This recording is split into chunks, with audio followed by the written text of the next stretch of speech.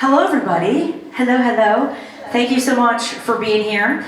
I begged that we did it at 10 a.m. this year because they threw me at 8:30 last year, and I said, that's not going to work. Well, like concert people don't get up before like 11 anyway, so. Amy does, though. God love her. Bless her.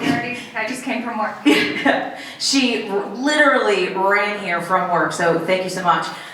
So anyway, welcome to Radio Wave, a Problem Marketing Problem. I want to tell a quick story before we get started. So I was at a family party a couple months ago. My best friend's son, his best friend's brother, right? 17 years old, senior in high school, Tim and his best friend, Ethan and Aiden. Anytime I meet somebody that's under 20, I ask them a million questions. Do you know radio? Where do you get your music? How do you listen? And so asking all these questions, I'm like, all right, I'm gonna give you guys a shout out on Monday. And they're like, what do you mean? I'm like, I'm gonna give you a shout out. And they're like, oh, okay. They're like, well, I go, what time are you done at school? They're like, 3:20. I'm like, all right, 3:40, I'm gonna give you a shout out. And he looks to his mom, he's like, Mom, awesome, okay, how do we listen? Do we have to pay for it? And I'm like, this is the issue. People need to know how to listen to the radio again. So thank you so much for being here. Super excited to the panelists. And yeah, let's get started. So obviously their bios are in the app, but they should, oh wait, Clay, do you have to fix this? Yes. Okay, sorry, Clay's coming up. Sorry about All that. right, so when this idea came up, we said to ourselves, you know, we wanted professionals that understand radio, but also want to talk about marketing and how people could re-listen to radio, right? So let's talk about the fact, so obviously Amy's been in radio forever, Chase was in radio, and so was Joe, and when you were a promotion director, you used to have budgets for marketing. Correct. Actually lots of money.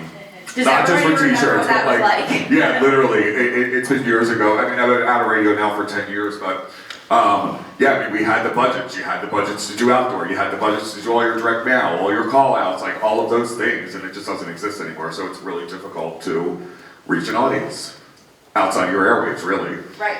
And so I think the biggest thing is that everybody has an app now, right? People need to know how to re-listen. And when you look at major brands like Target and Coke, everybody advertises, but radio doesn't. And that's as a whole. It doesn't matter what company that you're in, right? And I think it's super, super important to figure out, and listen, we're not the CEOs in this room, right? So our goal is to take the information that we have at CRS, being able to do this, and say, hey, we need to come with ideas to figure out how to market. So do you remember, Joe, when it started to change for you? After I left, I mean, it went all downhill. It went to shit. No, I think it did. Totally. It did. Yeah, he's on here. That was funny. But it just, I think the change shifted when, you know, it just that kind of the corporate mentality came in versus the actual passion. I think part of the passion started to go away, and it just got a little misconstrued by, you know, just the corporate and trying to, you know, the survival kind of kicked in, and it's just like, you need to make money. How do we make money? The focus went on into like more of the sales and revenue generating, which is obviously important to any business, but I think that everything kind of promotionally and promoting the brand or the station itself, like kind of just became, it went on the back burner, right? So that those budgets were reallocated into other things just from a, you know, operational standpoint with the radio stations and things like that. So that, I think that change happened really, you know, I left in 2014, so it was probably maybe like 2010-ish, 2009, 10-ish, Right. For me, really. Right. And Chase, when did you transition out of radio? I want to say it was about that same time. And I also think, I mean, the thing that's so different, you talk about budgets being cut, your workforce, you know, it's now, for a lot of stations, it's a one-man shop. When I was at KZSN in Wichita, I think we had like 40 people in there, and then I left, and about 2 years later is when productions really started to happen around that same time. And yeah, it also was the time when we were shifting more into the digital age. And there's some companies that have been more on the forefront of that and some that have not. Yeah. And I think that really kind of coincides that the product was evolving. Yep. And certainly your resources were at the same time. So I think it's been trying to play catch up a little bit from my perspective, but And about the same Amy, time. so when you were with regular terrestrial radio before you became the Bobby Bone Show, do you remember what kind of marketing you guys did before you became what you are now? Well, I mean, as a show, we've always been like our biggest self-promoters. Like, you are the connection to the listener. So you Yeah. are the product.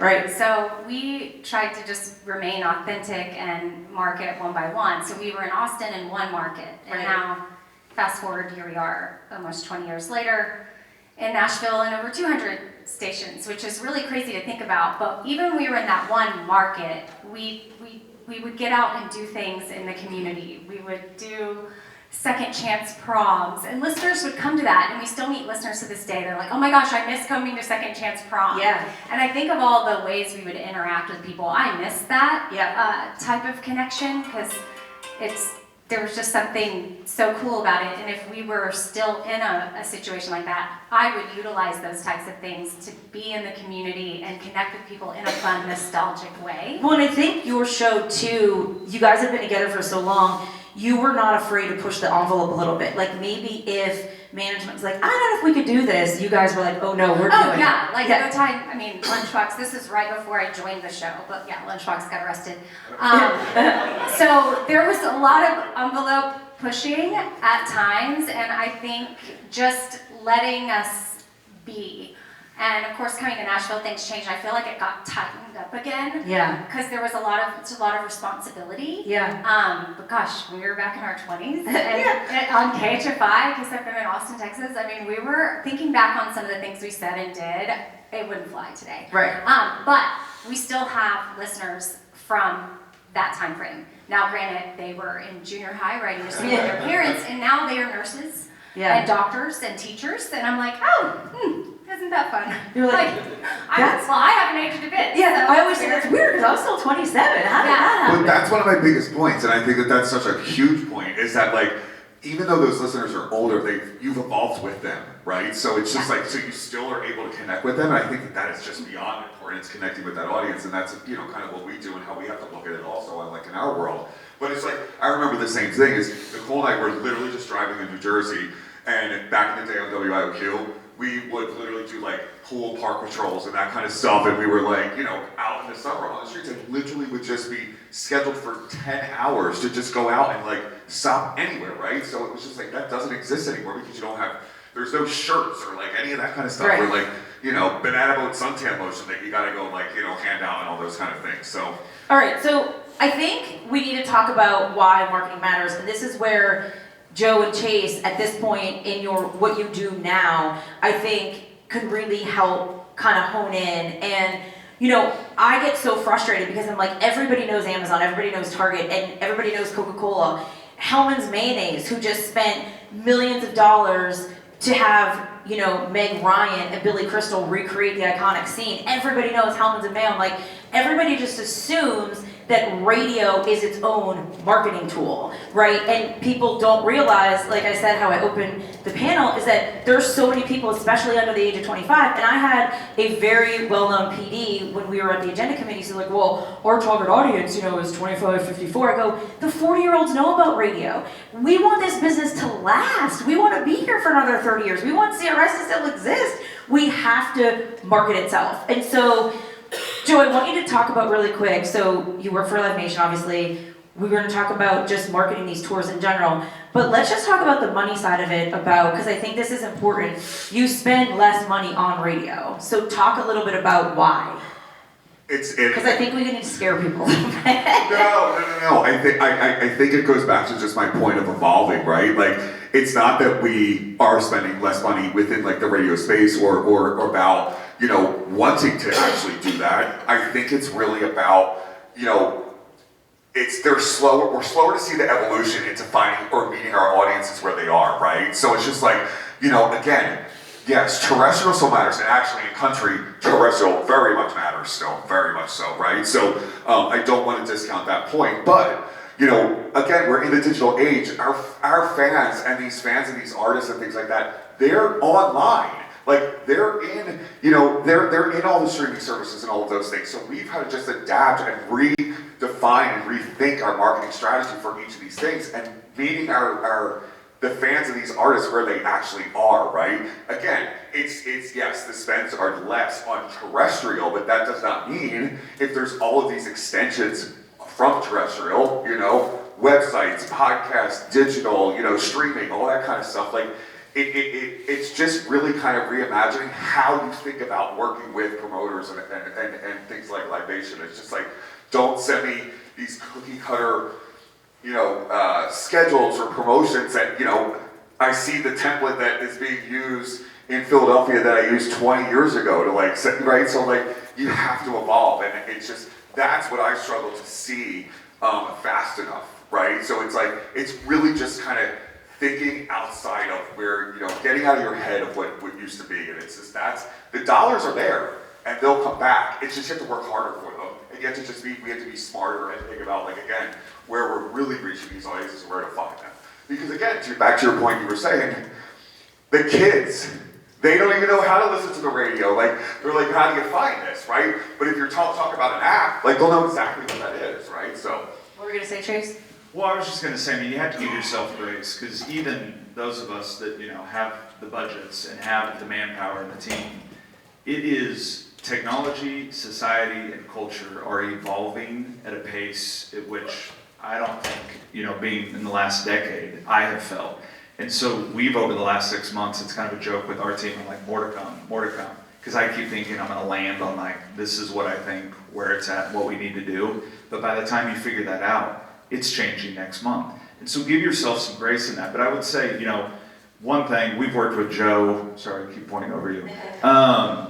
One thing with limited resources that's incredibly valuable is partnerships.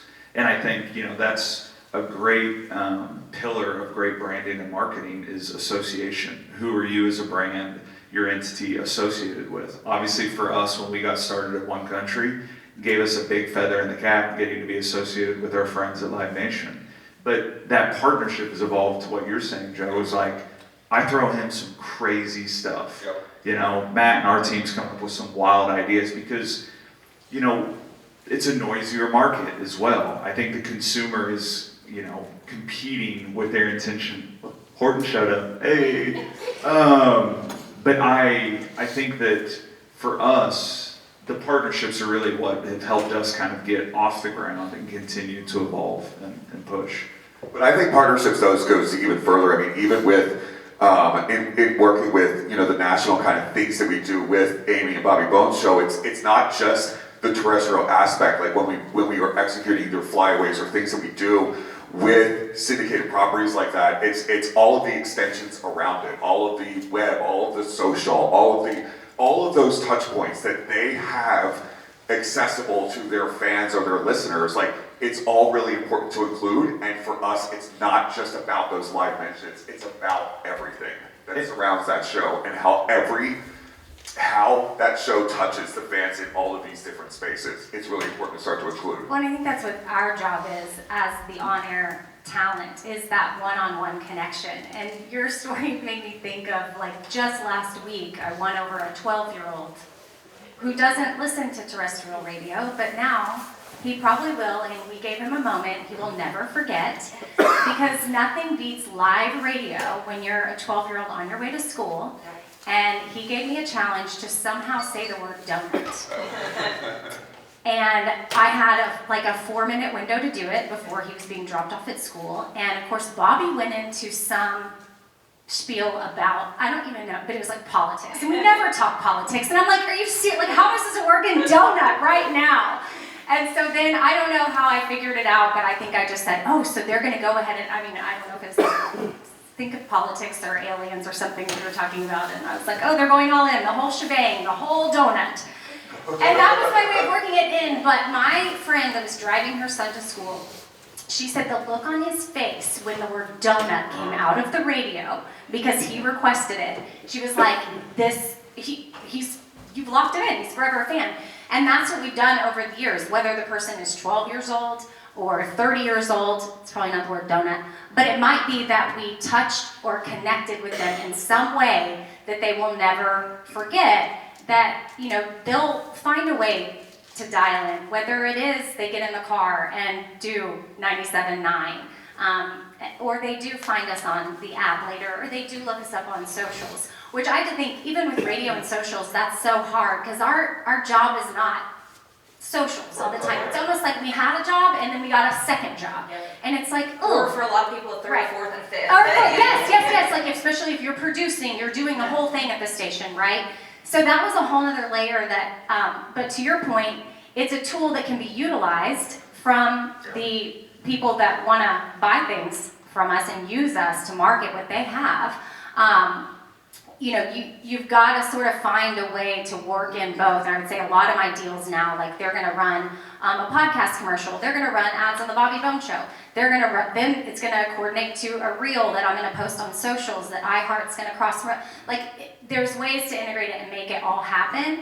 But it all boils down to that one-on-one connection. And with us even growing our socials, because I have to think of how many people I listen to on the radio that I never really went to look up who they were, what they looked like, or do I take the time to email them and say, hey, thank you for this, or this really touched me. So if a listener is doing that, it's huge. And I got an email the other day that was literally saying, I was talking about wanting to do horseback riding. And she sent a note that says, if you have to do it, start taking lessons. She goes, there's two things that turn my mind off from life, like things going on in my life. There's a lot. One is riding horses, and the other is listening to the Bobby Bone Show. And so if you can give people that escape, if they're listening to your show for 30 minutes, an hour, 2 hours, whatever, if they feel that connection with you, and you can be their escape from everyday life. If they're listening to you on their drive into work, like they're about to go tackle the day, you give them what they need to disconnect for a little bit and feel heard, seen with whatever's going on. And it's not like every break they're going to listen to is going to be some vulnerable moment, but it could be a funny moment, or it could be like just a touching news story or something. Yeah. Well, and I think you said about the 12-year-old on Donut was the same experience that I had with the two boys who were seniors in high school. I did a live broadcast last year at this Christmas Village, and it was all high school kids, and they came on the radio with me, and we just had speakers set up, and they were like literally with their phones recording themselves, hearing themselves, and I'm like, the question is, and not enough people are talking about it, how do we translate that to make sure they continue to listen? And I think that that's the biggest thing, and it's like, they think it's cool. Like, that's the biggest thing with anybody, Gen Z, and we gotta talk about like Gen Alpha, right? Because Gen Z is like mid-20s at this point. So it's like making sure that they're like, oh, this is cool, I'm on the radio. Well, how do we continue to make that happen? You know what I mean? And I think that that's something that you have these stories, these people that feel the connection. It's like, okay, now let's even reach even more people. And, go Birds, Eagles won the Super Bowl, just in case. Woo! E-A-G-L-E-W. But here's the thing, right? So we had our cluster, we broadcast from the Super Bowl parade. And it was myself, who I'm on the country station, our rock station, our sports station, and it's like, no one else can do this. You're never gonna get this at Spotify and Apple Music. And now, how the hell do we translate that to make sure we keep it going? And that's, I think, what my mission is. She's on a mission. I'm trying. Well, I think, in great marketing, we often talk about trying to hit the consumer from at least 3 different channels within a designated amount of time. You guys have one channel at your disposal, the radio station. I think what you're talking about, these listeners and fans, we talk a lot about, and it's funny, obviously being in Nashville, mobilizing the super fans and finding ways for those people that have a great experience to become a channel in which they're promoting and talking about the station. One thing that I think is maybe a practical takeaway is I have been slow. I'm saying this as 2 of my good friends who are creators in the back are here. Like, slow to understand what an influencer means versus a creator. Obviously I view those things very differently from media personalities and journalists, but I think it's amazing to me how many creators are popping up in markets that maybe just have 30, 40,000 followers, but it's like, how cool would it be for them to be a guest DJ that week? Let them come in, take over a show, and then what they're going to do is they're going to post about it. They're going to say it was so fun. They're going to tag their friends. It's going to become a channel for you guys. And maybe that's a slot every week where you offer that up and you have a creator. If you're in a university town, so we're headquartered in Rogers, Arkansas. U of A is down there, go Razorbacks. But it's amazing to me the passion that young people have for country music, and where you're really starting to hear about a lot of these new artists from them before anyone in town, honestly. I mean, like kids like Zach Top, we were kind of narrowed in on really early on, and it wasn't because we were hearing anything out of Nashville. We were hearing it from the campuses. So if you don't have influencers, I think, opportunities like that, because kids, word of mouth is still a great channel, and it's something that I think is practical for, a lot of folks in this room, a lot of the companies that have stations. I think it ladders back to the whole point of like meeting your fans and your listeners where they are, like where they're consuming, right? So I think that's why figuring out how all of the like kind of digital extensions ladder up to everything, like it begins with, yes, the on air and everything, but all of the things surrounding. It's like you talk about like they don't know how to listen, but it's like it's again, it's a spend mentality, yes, but like putting together really an effective marketing strategy around it doesn't take a lot of money to spend online, to spend digitally, to really kind of boost and promote the app itself or where you can find this. Like these kids are on, they're on the socials, they're on Twitch, they're on, they're listening via Spotify, Pandora, and those kind of things. And it's like meet them where they are, right, in order for them to understand that radio is just not terrestrial. Like you can find and consume this, outside of tuning in. Well, and real quickly, right? I want to echo what you said about, Joe's like, pitch me new ideas, unique ideas. The greatest tool you have right now is thinking outside the box. And I think, when it comes, we'll say tour marketing, it's really easy to be like, all right, we've worked out with this station, this company, ticket giveaways, here's the ad mat artwork, kind of the turnkey promotion, if you will. But everyone's seen that. Like, you don't want to copy and paste. And I think at times we're all guilty of that. I know we are. And going back to those channels, another thing that I think is kind of at our detriment is we copy and paste the same on every channel. It's kind of like, here's the promotion, instead of looking at the different way to talk about it and, what is the lens in which we talk to people through YouTube versus the lens in which we talk to people on Meta. Oh my God, that's actually a really, really good point, and we do we do a lot of research on, and we are trying to be better at talking in the language of the fan on the platform that they're consuming. So like, we want to know best practices on what's the best way to communicate via on air. Like we run those stupid monster truck spots, like Sunday, here's Luke Bryan at the BB&T Pavilion. Like, we have to talk to people how they are. You talk to them differently via podcasts, you talk to them differently via when they're consuming streaming audio. So we really are taking a conscious effort of like trying to figure out that voice and that conversation, really reaching that audience in all of these different kind of, applications. I want to pitch a question to all three of you for 1 second, because one of the biggest respect pieces that I have for all three of them is that they all started in regular terrestrial radio, right? They're 25. But they all have very forward-thinking minds, right? They've managed to take what they started in as a career and, like Chase was saying, like move at such a fast pace and how so many people in radio get stuck in that old mindset, this is how we do it. So how do you feel, and you can kick this off, how did you feel that you evolved, that you understood, we're in 2025 now, and like, we're gonna talk about Amy just being authentic in her own brand, but like, how, do you feel like you always just had that forward-thinking mindset, or did you feel how you learned, like, oh, terrestrial radio is moving at a fast pace, there's a whole new way that we need to do stuff, how did you learn to think so fast and ahead? I think I joined radio 2005 was when the process started, officially joined the show in 2006 with Bobby, and luckily watched him. He was very forward-thinking in that. Like, we were required at that time, YouTube had just launched in 2005, Facebook had launched, 2004 was like mostly you had to use your college ID to get in. I mean, it was like all fresh, but there was a season in that, like, if I look back at those years, we had to post something every week. One of us, like, we'd rotate a day, so like Lunchbox would post, and Bobby gave us these flip cans, and we were going around like recording what we were doing. We didn't even know how to edit anything, and we were just throwing stuff up on YouTube, making like these crazy videos, and understatement. Like, I gave birth to miniature teacup piglets on set. It won. We had On a YouTube. silent film festival, Yeah. and that video won the first place. But we had listeners come in and they voted. Like, it was a whole thing. But like, we were a radio show that was actively doing stuff at a young age. Like, and that was Bobby. I learned because I was required.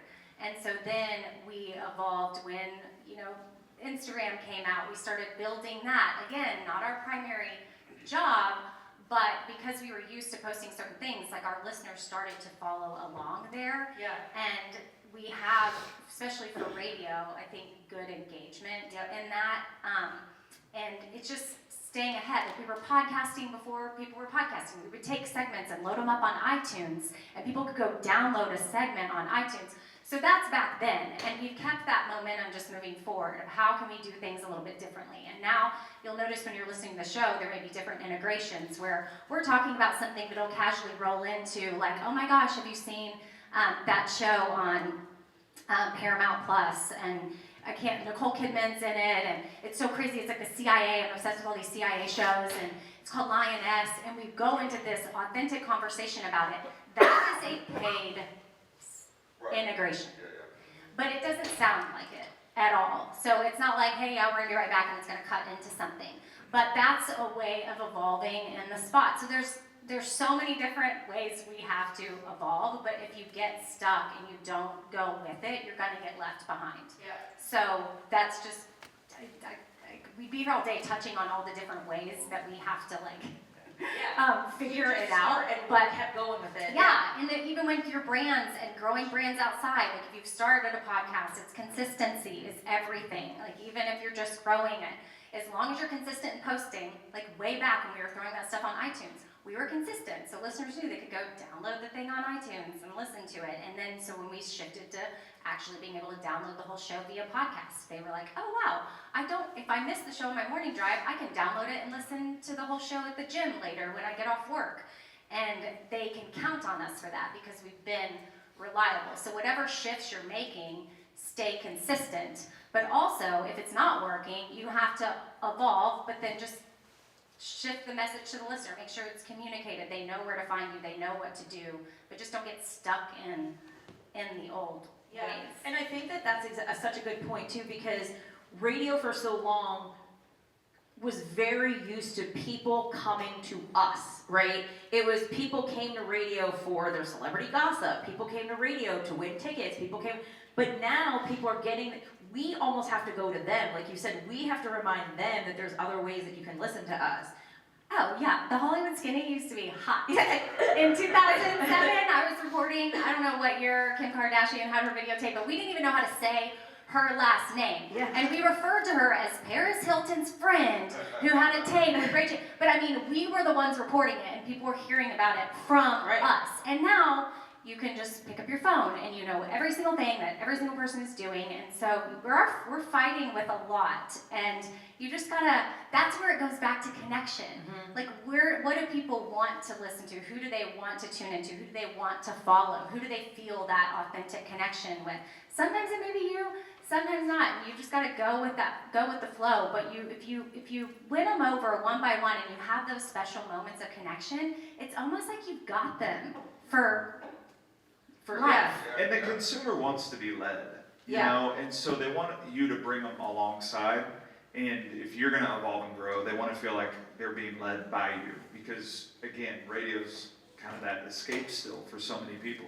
They don't want to feel like they're coming in and that you're not quite sure who you are. Well, talk really quick, Chase, about, I mean, one country has had this massive splash for the last couple of years, right? And you started from, the ground up. Like, you literally had to market to get people to know you. So, like, talk just maybe on, I don't want to use the word simple, but like on a level of like, if there's people who want to market the app, who want to get people to know the station outside of it, I mean, you did it with one country. So like, what was that process like?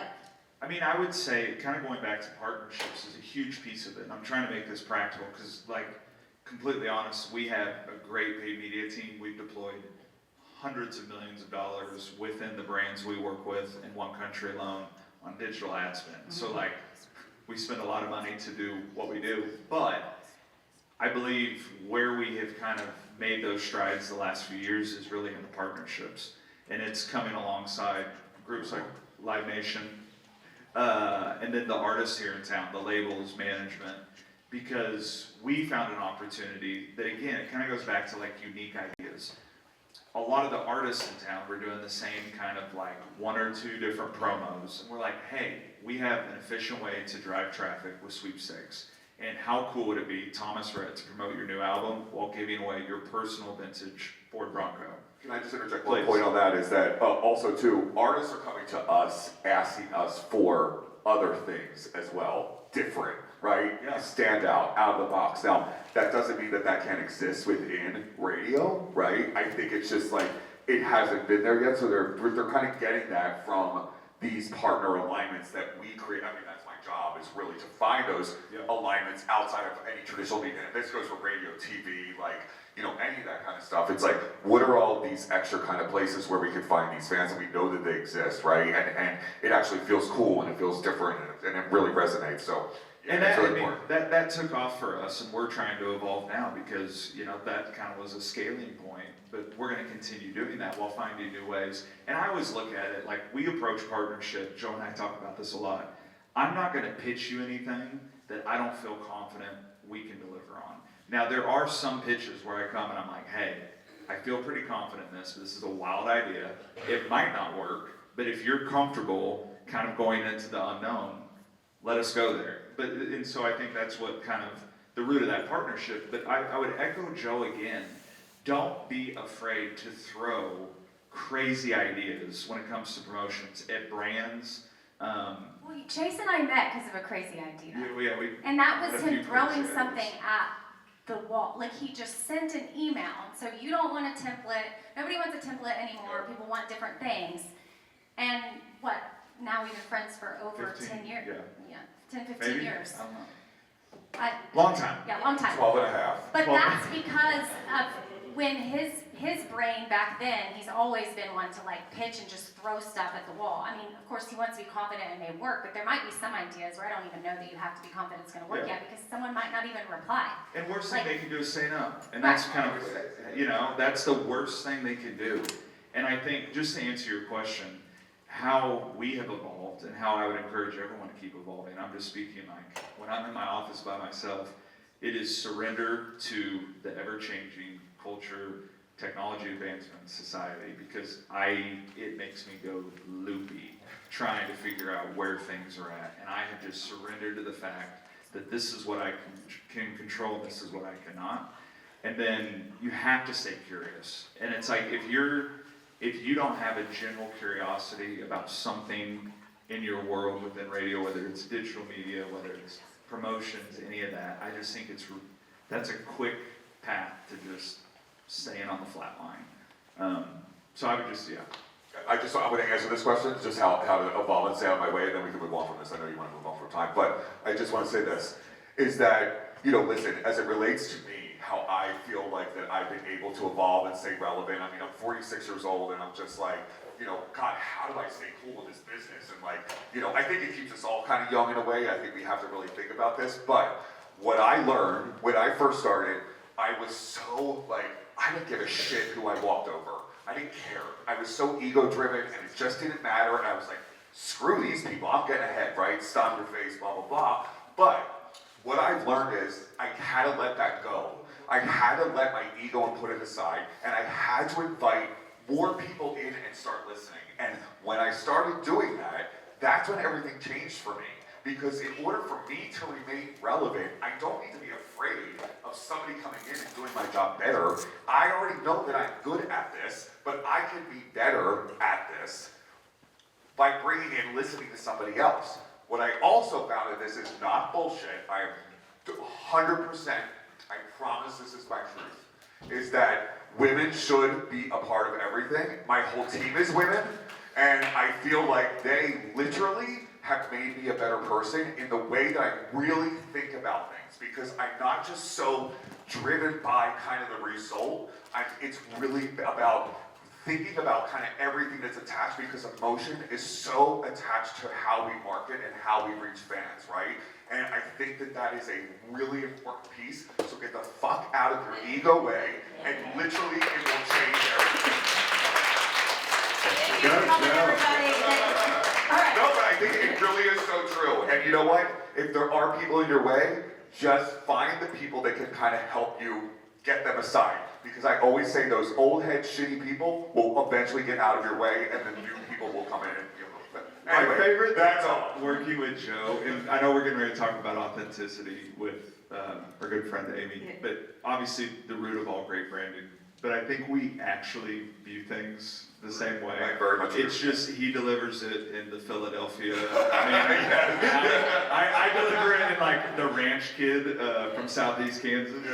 But We were it's just trying to be nice for all these years, and again, I have skin in this game, but I've got nothing to lose. If you don't like it, like seriously, or if you want to get rid of me, see you later. I'll find something else. It's okay. But it's okay with the no, and I think Yeah, the I root agree of with it, it's that. just like, Yes. if you have something that you want to pursue, if you have an idea, Yes. throw it out there. In I whichever welcome that style. so much, and so does our whole team. And bet. artists want that. They want the eat the pie in the sky thing, and I think that it matters, and I think that's what's missing. And again, I am very sensitive to the fact that you have people who are doing 80 jobs. I was in radio, the VP of marketing, but also you had one promotion director. You know, I'm overseeing 6 stations. I'm working on the national iHeart team with like trying to do their events and things like that, traveling for that, and trying to figure it out. But also at the same time, packing prize bags because you don't have enough people to do these things. So I do truly understand that. But I think that there are some times when you need to focus on certain things in order to just remain relevant, like in the market and your brand, and kind of keep the cool. So, All right, we're and pivoting now- for 1 sorry. second really Yeah, quick so- because Go. I'm looking at the time. And by the way, we're gonna do a Q&A, so if you have any questions, it's not in the app. Jesse's gonna take care of it. But really quick, I wanna talk about something important because everybody knows the term radio, right? Everybody knows Luke Bryan, but Live Nation spends millions of dollars to promote Luke Bryan. So I just want you to talk really fast because a lot of people would never think, why do we Fast. need to promote Luke Bryan? Why does Live Nation need to promote Luke Bryan? Everybody knows Luke Bryan. And not just Luke Bryan, I mean, Live Nation's the biggest tour, right? They spend millions of dollars promoting these mega artists that everybody knows. It is very similar to radio. People know radio. But here's the deal. Why? Yeah, we don't promote Live Nation, a brand, just as like you don't promote your parent media company, right? You're promoting the station, which is like us promoting the artist, right? So you'd be so surprised. It's really funny to me, and it just amazes me all the time. Like, you know, if I'm in Philadelphia, Luke Bryan's coming to our amphitheater there, and you know, you're talking to people, and they're like, I have no clue that this is coming. I'm like, how in the hell do you not know this? Literally, there's been 80 TV spots, radio giveaways, all the digital geo-targeted stuff surrounding it, 80 billboards, like on the right. So it's amazing. So like, what I've learned in transitioning over to Live Nation is literally that all of our shows have budgets, like, and all these artists are mega artists. Well, you know, we're talking Luke Bryan level artists, like they have all these followers. But what we find, or what I've learned, is you're not reaching everybody even then. They can't drive it on their own. You have to spend those dollars in order to generate that awareness. So that's why we continue to spend. We will always spend against it. We spend against the artist and the tour, not the brand, right? So that's, I think, a really important piece of it. And there's a marketing campaign for the tour itself. Then there's 40 separate marketing campaigns within that campaign for each local market, because each local market is different. Each local market is different how the fans actually find out this information. What are the hot button things? What are the best billboards? Or like, you know, is there a hot spot downtown? Like, so you have to really customize it, you know, for each of those individual markets. But like, we're not gonna win if we don't spend those dollars. So like, Luke Bryan himself, yes, while he drives the mega fans and those really like solid, like, the not passive fans, right? Like, we'll get them. They're gonna buy tickets, right? But it's everybody else. Like, we can't just rely on that. So And I think that's the biggest thing with radio is that you have people that are used to listening, like Amy was saying, that listened when they were in junior high and have continued to listen. But there's people that listen to junior high and just stop listening, whether now they work from home or they moved, and it's like they know what radio is, but it doesn't necessarily mean they know how to find you to continuously have that. And really quick, Amy said about, you know, having that connection and people feel like they know you. And I had this guy call me like 2 months ago, he was bitching about a contest I was doing, right? And I said, sir, you're obviously upset, like, you're calling a stranger. And he goes, you're not a stranger. I listen to you every day. And I was like, holy She's shit. like, unpack your trauma with me. What is triggering? What is triggering? What's triggering you? Then I did ask him if he Are was you from a therapy. divorced family? But that was such a crazy moment for me because he is a stranger to me, but and he said, as a matter of fact, you're not a stranger, I listen to you every day. I'm like, right, so how do we, even though he was a hater, he still was listening, you know what I mean? And so I think when we talk about marketing, you have these mega artists, and something else Live Nation does too, and AEG, is they also market the venue. So it's like everybody, wherever you live, you know your big, huge amphitheaters or clubs or theaters and stuff, they're still marketing themselves, telling you what artists are coming. And it's like, if you have somebody like a mega artist that still needs marketing, obviously radio does too. Yeah, but we're not just talking about the venue itself, right? Like, and I think it's the same thing with the station. We're talking about all the things within the venue because it's a real experience, just like it is like when you actually tune into a radio station. It's not just what you're listening to, it's literally all the things, all the food, all the drinks, all the things, blah, blah, blah, blah, blah, right? So. All right, so Amy, I want you to talk a little bit about how you maintain this massive brand outside the Bobby Bone Show and how you do it so authentically and it's now grown. I mean, you have your own, she has her own podcast network. I mean, that's like massive. And I think it goes back to what you were saying about obviously the connection and about being a forward thinker, but I do think there's a lot of people in radio, maybe even they're program directors or OMs, and they want to do more than just market the station, they want to market everybody else. Like, what was that process like for you? I think it originally started with it wasn't ever like a thought for me to not share certain things. Now, we don't share it all, but it came naturally for me to open up about things that were going on in my life or my family's life, as long as I had their permission. And I would say early on, we just had that energy on the show. And that allowed for the connection, which then allowed for me to like see where is my heart in this, what do I really want to focus on, and then the philanthropic stuff started to come in, and then my heart for Haiti, and then my adopted kids, and walking through cancer with my parents, and all of that on air with listeners, and they're all walking through that stuff too. They're walking through fertility stuff, and my husband at the time, now divorced, so walked through that on air, but he was in the Air Force, so I'm a military spouse. We're in a lot of military places, so those little moments of connection, but then they start to, when they feel connected, care about what you care about. And Chase's kind of random email to me, like I don't even know how I saw it, but it was one of those things where I opened it and I was like, this seems interesting. I don't know this person, but I want to apply. He wanted to do a meal packing event for Haiti with New Manna, which is a hunger relief organization. And Wichita, Kansas held the record for number of meals packed in an hour for Haiti, like a Guinness World Record. And he's like, hey, what if we contact Guinness and I come to Nashville and we get country artists involved and do this whole thing and listeners come up and they volunteer. And I'm like, this is fun. Like, this is what I want to do. Like, I can show up and talk in the morning, blah, blah, blah, but like, this is what it's all about. It's bringing everybody together to do something for others and do it in a fun way. And we were brand new to Nashville. I don't even know that I would have the guts to do this now, but I did it then because I didn't know anything. And I was like knocking on record label doors. I was like, can I meet with the head of this? I'm from the Bobby Bone Show, we're new. And I met with people, but everybody got involved. And some relationships that I formed from that event, which we broke the world record, by the way. But that was like a community thing in Nashville, and it brought everybody together. But it was for something bigger. It wasn't about me or Chase or anybody. And that's what I think when you're building a brand, okay, do you want to elevate yourself? I feel like people read right through that right away. Or do you want to connect with other people? Because it can also be about them. It doesn't have to be about orphans but what are you passionate about and how can you connect with people about it? And then for me, that was the driving factor. And then that's what built the brand, and the apparel line, all of that gave back to the things we cared about, and then growing the podcast, caring about connecting with people, and then putting out another podcast because of other walking through an eating disorder and wanting to focus on that. So we have an entire podcast called Outweigh, because a life without disordered eating outweighs everything. And that started just as a 4-part series on my personal podcast. There was such an overwhelming response that I was like, this could be its own thing. So now it's a weekly podcast. So you look for moments where, okay, is this connecting? Is this resonating? Is it working? Okay, let's take it to the next level. And there's going to be some stuff where it's like 2 steps forward. And there's other things that I have poured so much of myself into. And they have expired. And it's time to walk away.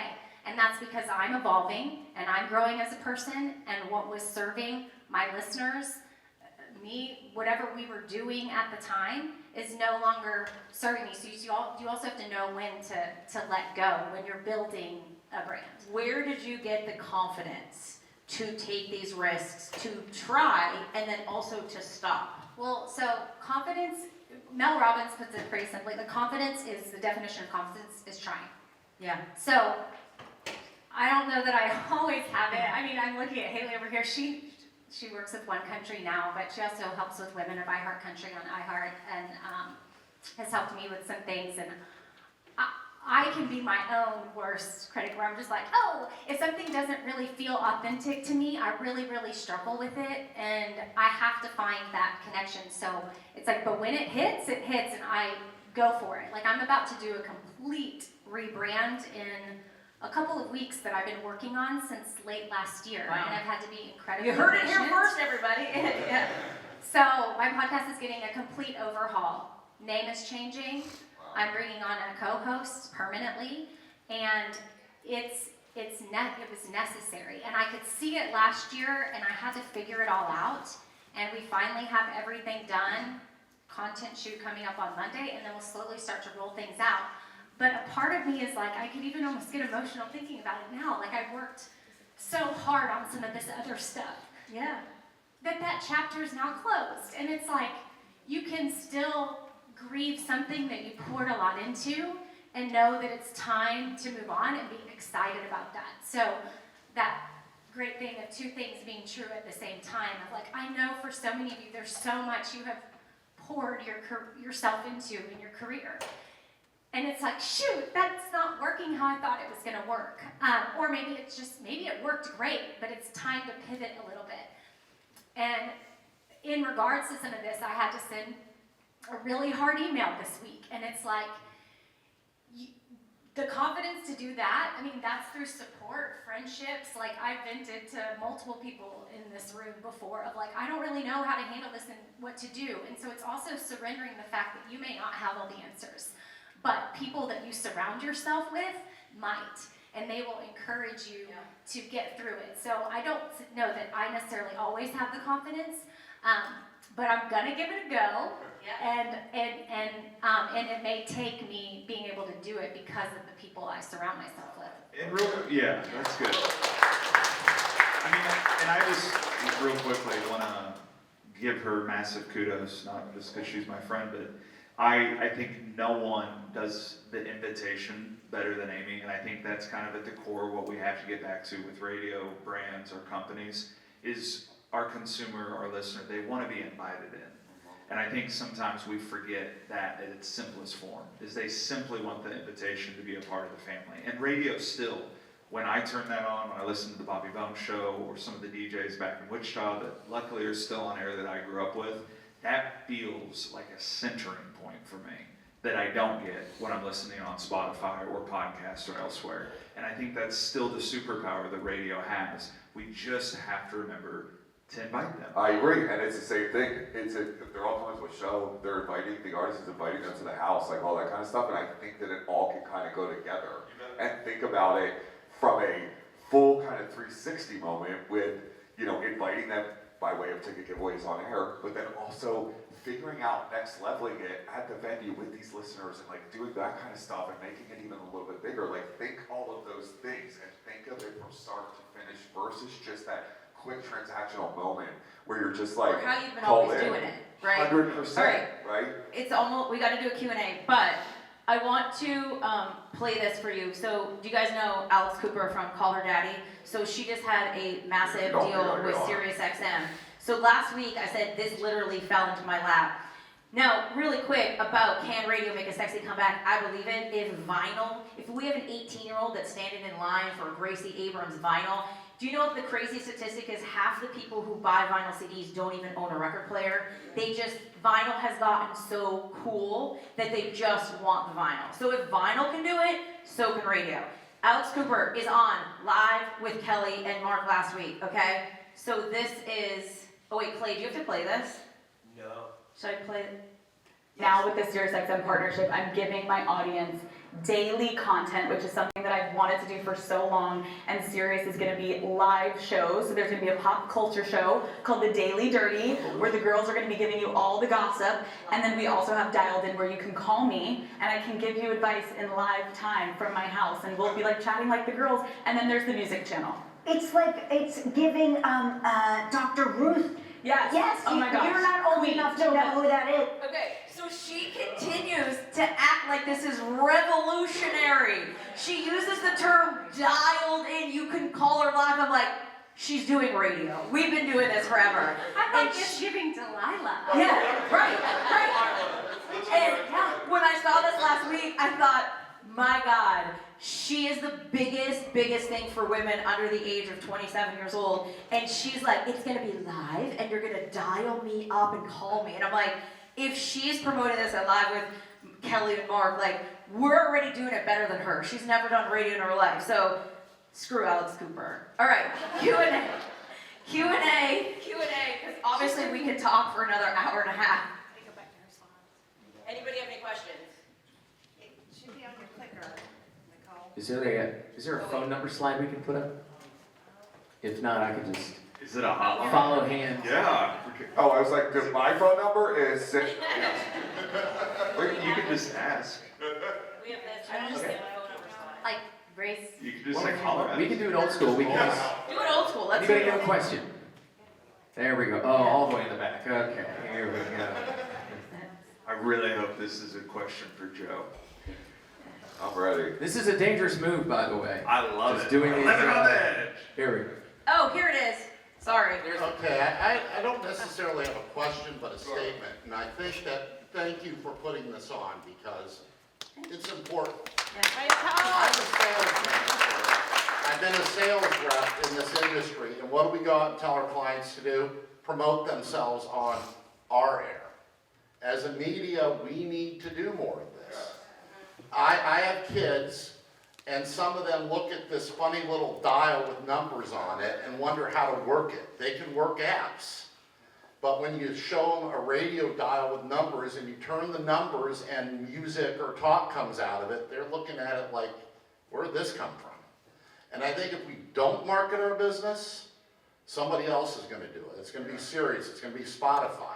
I will give props to iHeart for promoting their media, but they're promoting the app. They're not promoting the dial. And that, frankly, that's where we still get the bulk of our listening. So just a statement, and thank you for having this session. And I think that's a great point. And honestly, for me in my world, it just really ladders back to what I said in the very beginning about how we're kind of evolving about where and how we spend our dollars. And I think marketing that app that automatically, gets you in the mindset of transitioning dollars, still keeping it within the radio world. It's now in the digital part of the radio. We have another question. Yeah. Go ahead. Hi, Charlie. Charlie, yes, go ahead. We can trust Charlie. So The great you first talk state of about- Delaware. You talk about partnerships with radio, but I want to turn it back at Live Nation for a second. We need to advertise somewhere to remind our listeners to tune into us. Why couldn't you run something on your socials as a partner with us that says, hang on, Sorry. to win tickets to Luke Bryan, listen to 103.7 WXUI. Sure. Because I need to find my listeners where they are, and they're you. So how come those partnerships don't exist? Because nobody's asked. All right, I I think just want to go on honestly the record and question, ask Charlie. No, Charlie, I'm all about that. And great question. Nobody asks. So I'm not offering it, right? I don't need that. But I think that's a great idea because not only you know, I think that you have to also think of it outside of socials also, right? So, you know, there's spaces within the venues, like all that kind of stuff, right? Now, just outside, not if you're doing a radio show, all those kind of things. You have to think about all the touch points at all the venues, you know, as being a venue operator also, and those kind of things. Like, I think that those are really important asks to make. It doesn't Goes back have, to what Chase said about the partnership. no, yeah, it doesn't have to be one way. It Yeah. doesn't. Well, It has to be. although radio a lot of the times is very one way, very, but, I think it's, again, to my point, I have no ego in this, right? I want it to do well all around and everybody to benefit. So Great. We have another question. ask the question. Meaning ask, put it in there. You wanted to Amber, say something quick, Oh. Chase? Well, no, I just would echo that real quick, because I think we even are starting to look at local markets and what's different. And obviously, we are a digital media company, so we have national reach. So if we're doing something with iHeart or Cox or whatever, you know, we're dealing with that office. We're getting ready to do a fun promotion with Dirks Bentley and opening the tour. So it's opening in Austin, and it's going to be a fun, new, immersive fan experience where really we're going to invite in that Austin metro area.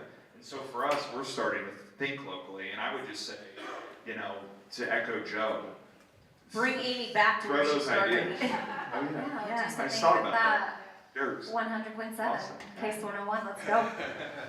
And I think it's sometimes it's difficult on both ends, all the red tape in this industry. Quite frankly, it's bullshit half the time. Which is where I think if you go into it being respectful and saying, you know, this is my idea, worst thing they can do is say no. There's oftentimes, I'm Alright, gonna just do it, you know, really quick. I'm gonna do and ask for forgiveness later. That's what I'll say. So Yeah. just like, Go ahead. you figure it out. Amber's got a question. Yeah. Hi, I'm Amber from El Paso, Texas, and I'm on air, but I also do the community programming. I work a lot with the nonprofits. You had spoken about building those relationships with clients. Now, is there a difference or a benefit to each? Are you talking about like clients that are paid clients and getting the station's name out there, or what about like working with very well-known nonprofits? Is there a difference? Is there pros and cons to each? I think it's a mixed bag. I mean, honestly, partnership for us, there's certainly, we have, you know, paid media partnerships. We have partnerships where, you know, a lot of things we do are not. Nonprofits, a whole different opportunity. I think that kind of goes back to like rooted in authenticity, what matters to you as a company. For us, it's always a great channel because we often drive so much traffic in, you know, with a Reba McEntire crazy sweepstakes giveaway where you can win one of her custom vehicles or something, that we can also donate back to a charity that she loves and highlight them. I don't know, I mean, I don't know if I answered that, but it's a mixed bag for us. Each partnership and I could add to It's that. very different. You know, for us and for you know, for what we do, I think it's an important part of the whole mix. You know, of how you really actually are reaching fans or marketing a show. I really think it's about, you know, I think that again, it's about the ask. You have to ask. The only thing that actually, yeah, I'll make this really quick, but Will you ya? know, no, but I want to. You got to make a point. This stuff's important. I think that. You know, again, it's up to the artist a lot of times when it goes to, when it you know, relates to like nonprofits, right? And who to attach themselves with, they may have already things that, but give back is equally important as spending dollars, right? And it's not to say that dollars don't exist within the nonprofit space. I think that it's really the right moment and the most meaningful moment because it's not even about the recognition to promote the show, but I think it really is. For life, it's just as important for the stations in the local markets as it is for us in local Well, markets. and really quick, like let's say you're working with a massive nonprofit right in El Paso, they're gonna promote what you're doing. So they could have people that follow them that wanna help, that now all of a sudden may have not listened to you in years. Like that's where the partnership comes back, you know? True, but it doesn't have to be One more question. last thing though, but it doesn't have to be a massive nonprofit. I know, sorry. It doesn't have to be a massive nonprofit. I think it could still be on a smaller scale, right? Like it could Okay, be all right. one more, any other questions? Yes. Like Bill. Yell it out. Joe, how much coffee have you had today? No, this is just me. This is me. you should be on our Zoom calls. Yeah, oh yeah. No, this is me. I will say really, really quick, first, thank you so much to our panelists. This is absolutely amazing. Thank you for all of you that are coming here. Thank you, Nicole. I was talking the other day about how artists get so excited to go to Times Square and take a picture in front of like their Spotify billboard, and I'm like, Or the Live Nation billboard that we put them up on, or the yes. Live Nation billboard. But I was like, this is what radio has to think. It's that kind of stuff. They have to get excited to be a part of us again. And the reason that CRS exists is because it's called the Country Radio Seminar. It is such a passion, and that's why everybody's here. And so I think I'm all about like kind of what Amy was saying about like energy and confidence and to keep going. And it's like if all of us take that energy and keep it moving, I believe that it could exist forever. Let's make radio sexy again.